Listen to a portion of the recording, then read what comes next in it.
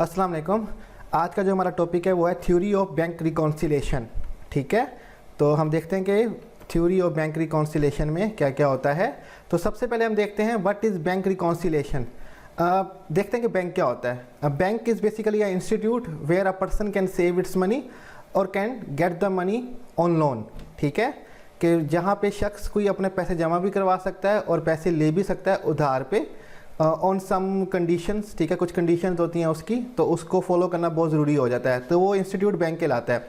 अब रिकॉन्सिलेशन क्या होता है, तो उसका मीनिंग होता है the action of making one view और बिलीव कंपैटिबल विद अदर। एक ऐसा अमल जो कि एक बिलीव को या एक व्यू को कंपैटिबल कर दे, मिला दे दूसरे के व्यू से। ठीक है, कि एक चीज़ दूसरे के व्यू या अमल से एक उसकी बात से या उसके व्यू से मैच कर जाए। तो यहाँ पे बेसिकली बैंक रिकॉन्सिलेशन में हम क्या मैच करना चाहेंगे कि जो बैंक हमारी स्टेटमेंट बनाता है और जो हम खुद अपनी स्टेटमेंट बनाते हैं, जो कि हम बैंक में अपना अकाउंट ओपन करते हैं, तो उन दोनों के बीच में कंपैटिबिलिटी लेके आना, उनको कंपैटिबल करना, ये बैंक रिकॉन्सिलेशन का काम है। तो देखते हैं कि बैंक रिकॉन्सिलेशन होती क्या है। A bank reconciliation is a schedule explaining any difference between the balance show in the bank statement and the balance show in the depositor's account record और कैश बुक। अब बैंक रिकॉन्सिलेशन एक schedule है, एक तरतीब है जो explain करती है डिफरेंसेस, कि क्या डिफरेंस है बैलेंस के अंदर जो कि बैंक स्टेटमेंट ने हमारी बनाई है, और क्या डिफरेंस है डिपॉजिटर अकाउंट के रिकॉर्ड में या उसकी कैश बुक में। ठीक है, कि उसने जो डिपॉजिटर है, जिसका बैंक में अकाउंट है, जो बैंक में पैसे जमा करवाता है, उसकी स्टेटमेंट में क्या डिफरेंस है कि मेरा बैलेंस कितना होना चाहिए, और बैंक की स्टेटमेंट में क्या डिफरेंस है कि बैलेंस कितना है पड़ा। तो इन डिफरेंस को हम ख़त्म करते हैं बैंक रिकॉन्सिलिएशन के अंदर। ठीक है, चेक करते हैं कि क्या होता है, किस तरह से फिर इनको हमने सेट करना है, कंपैटिबल करना है। ये बैंक रिकॉन्सिलिएशन का बेसिकली काम होता है। आगे चलते हैं कि क्या है normal difference between bank statement and accounting records. अब नॉर्मल डिफरेंस क्या होता है कि बैंक की स्टेटमेंट में और अकाउंटिंग रिकॉर्ड में जो एक डिपॉजिटर कर रहा होता है। ठीक है, the balance shown in the monthly bank statement seldom hardly equal to the balance appearing in the depositor record। अब जो बैलेंस शो कर रहा होता है मंथली बैंक स्टेटमेंट के अंदर हार्डली इक्वल होता है डिपॉजिटर रिकॉर्ड से, कि जो डिपॉजिटर रिकॉर्ड कर रहा है उसका जो स्टेटमेंट है वो मैच कर जाए बैंक स्टेटमेंट से। क्योंकि समटाइम, अब मैं मिसाल के तौर पे बात करता हूँ कि 30 जून को मैंने खिजर को कहा कि मेरा ये चेक जमा करवा दो बैंक में जाके। ठीक है, तो तकरीबन 3-4 बजे का टाइम था और मैंने लिख दिया अपने एक बुक के अंदर, कैश बुक है या रिकॉर्ड बुक है, कि मैंने 30 तारीख को ये पेमेंट जमा कर दी बैंक के अंदर। अब खिजर जब तक बैंक गया तो बैंक बंद हो चुका था, उसने अब अगले मंथ में जाके जमा करवा दिया। ठीक है, अब बैंक के पास ये नेक्स्ट मंथ की स्टेटमेंट में आ जाएगा, लेकिन मैंने अपने रिकॉर्ड में उस मंथ में लिखा हुआ होगा। मीन्स कि इस तरह से डिफरेंस आ सकता है बैंक की स्टेटमेंट में और जो डिपॉजिटर है उसकी स्टेटमेंट में।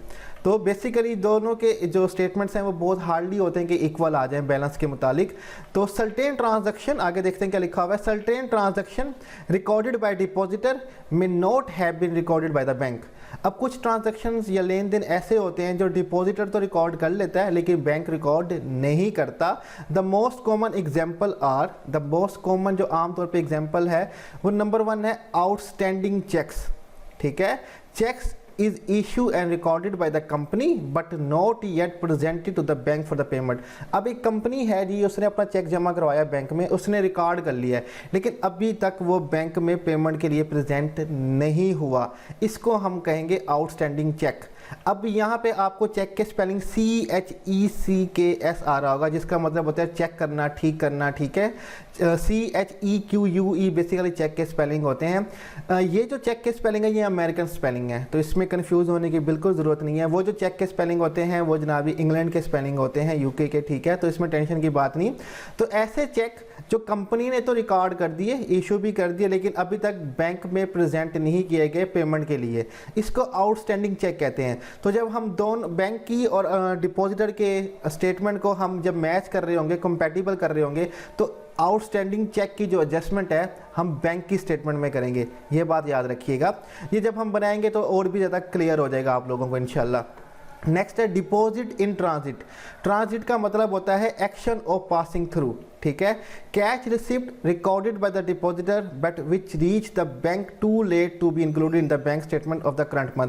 कि कैश रिसिप्ट एक रसीद है जो डिपॉजिटर ने तो रिकॉर्ड कर लिया अपने पास, लेकिन बैंक तक पहुंचने में उसको देर लग गई है, ठीक है, वो करंट मंथ में नहीं जमा हो सका।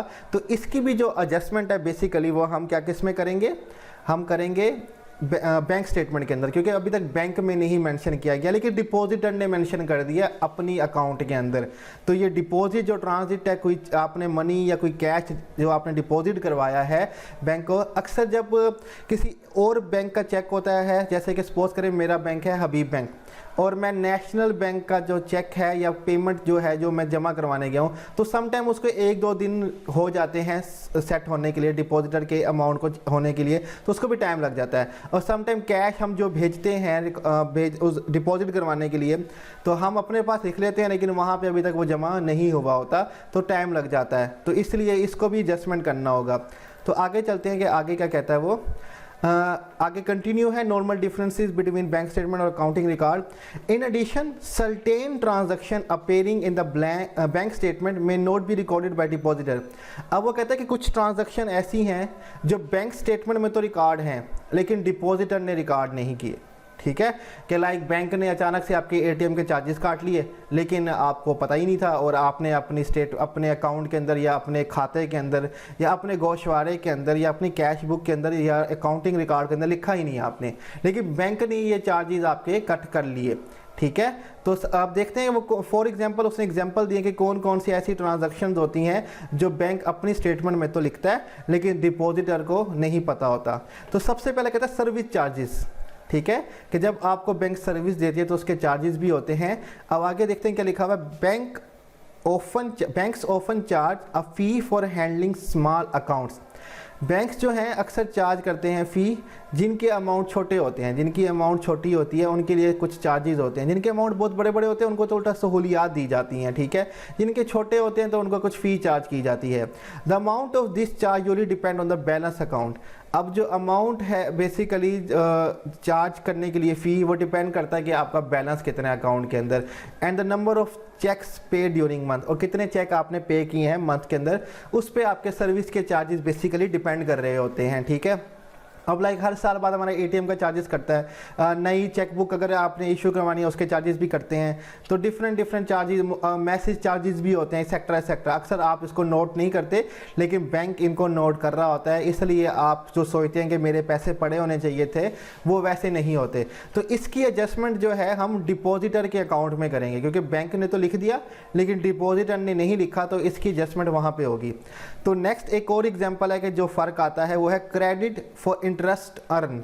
Most bank offer some accounts which earn interest. अब कुछ बैंक ऐसे अकाउंट भी देते हैं जिसमें इंटरेस्ट भी बनता है, पैदा होता है, अर्न होता है, सूद जिसको कहते हैं। Interest amount is credited to the depositor account on the bank statement. अब जो इंटरेस्ट बनता है वो डिपॉजिटर के अकाउंट में पेश कर दिया जाता है, भर दिया जाता है, जो सम टाइम जो डिपॉजिटर होता है वो अपने पास नहीं ऐड करता, वो भूल जाता है उसको ऐड करना। Current laws prohibited interest on corporate account. लेकिन जो मौजूदा कानून है वो कॉर्पोरेट पे, यानी कि जो इंडस्ट्रियल और बिजनेस जो आपके अकाउंट है उसके ऊपर लागू नहीं करता कि आप उससे इंटरेस्ट कमा सकते हैं, तो ये उन पे नहीं होता, ठीक है। तो आगे की तरफ चलते हैं, आगे क्या कहता है। आगे जो सबसे इम्पोर्टेंट है, जो डिफरेंस है बैंक स्टेटमेंट में और अकाउंटिंग स्टेटमेंट में, वो है charges for depositing NSF cheque. NSF stands for not sufficient fund. Not sufficient funds mean के अक्सर कहते हैं ना चेक बाउंस हो गया, ठीक है, कि आपको किसी ने चेक दिया, आप चेक आपने बैंक में जमा करवा दिया, 2 दिन बाद आपको पता चला जी आपके चेक में तो अमाउंट ही नहीं थी जो आपको किसी ने दिया था, तो चेक आपका बाउंस हो गया। तो इस पे इसको कहते हैं नॉट सफिशिएंट फंड्स, ठीक है, कि आपके चेक में फंड्स ही नहीं थे, तो इस पे अक्सर कुछ फ़ी होती है, कुछ जुर्माना होता है, ठीक है। तो इसके बारे में देखते हैं कि क्या लिखा हुआ है, ठीक है। NSF cheques are known as bounce और बैड चेक। इनको बाउंस चेक और बैड चेक कहा जाता है। If a bank receive a cheque written on the account with insufficient fund, the bank can refuse payment and charge the account holder and NSF fee. अब अगर bank के पास एक check receive हुआ है लेकिन उसमें उतने पैसे ही नहीं है, इनसफिशिएंट अमाउंट अमाउंट है तो बैंक आपकी पेमेंट रोक देगा, और सेकंड आपके जो जिसका अकाउंट होल्डर होगा उसके खिलाफ कुछ फ़ी भी लगाएगा कि आपने इस तरह का चेक क्यों जमा करवाया है। एडिशनली अ पेनल्टी और फी में भी charge by the merchant for the return cheque, जो ताजिर होगा जिसको आपने चेक दिया होगा वो भी आप पे पेनल्टी या फ़ी लगा सकता है। ये डिफरेंट मुल्कों में डिफरेंट कानून है इसका, ठीक है ना, कि अगर आप इस तरह का, हमारे यहाँ तो कुछ भी नहीं होता, अक्सर चेक बाउंस हो जाते हैं, कुछ चेक कोई परवाह ही नहीं करता, लेकिन बाहर के मुल्क में इसके खिलाफ काफ़ी कानून बनाए गए हैं, ठीक है। By the law certified cheques and cashier cheques must be made available to you within 1 business day deposit. The average NSF fees in the US range between $27 to $35।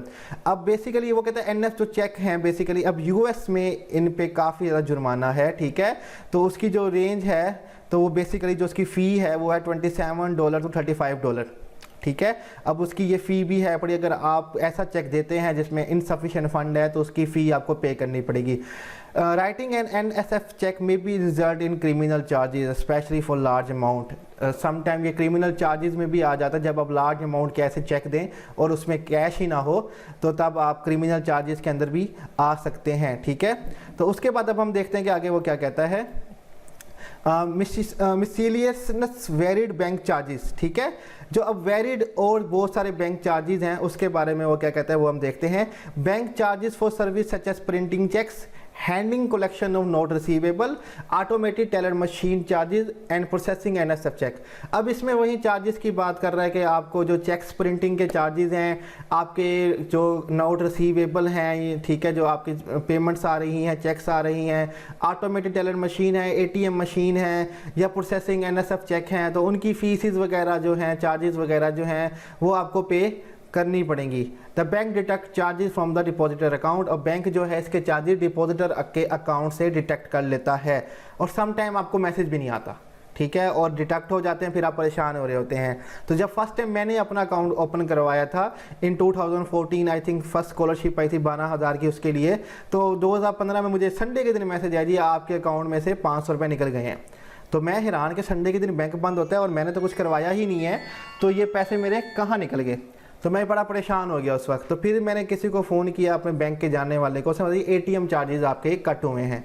तो इस तरह से आपके चार्जेस जो हैं वो वेरी चार्जेस जो हैं वो आपके कट होते रहते हैं। तो वो इसकी जो एडजस्टमेंट है बेसिकली ये डिपॉजिटर के अकाउंट में होगी, क्योंकि डिपॉजिटर नहीं लिखेगा, बैंक लिखेगा। तो हम दोनों को कंपैटिबल करने के लिए तो इसको डिपॉजिटर के अकाउंट में हम लिखेंगे और एडजस्ट करेंगे।